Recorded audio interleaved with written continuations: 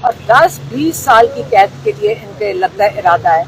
और जब वो जेल में होंगे, साजिश क्या होती है? साजिश ये है कि ताकि वो वहाँ से जिंदा इतनी देर रह ना सकें।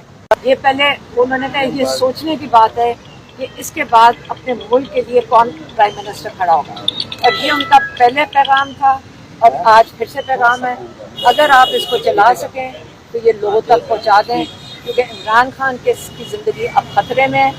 उनको इन्होंने कई महीनों क्या कई सालों तक इरादा कर लिया जल्दी जल्दी से ये साइफर केस, नाजायज़ केस।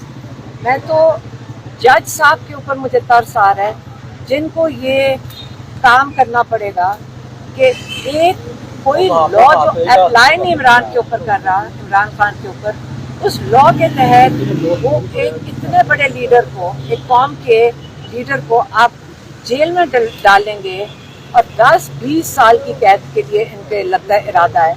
और जब वो जेल में होंगे, साजिश क्या होती है? साजिश ये है कि ताकि वो वहाँ से जिंदा इतनी देर रह ना सकें। इसका मतलब एक ही तरीका है जहर देने का।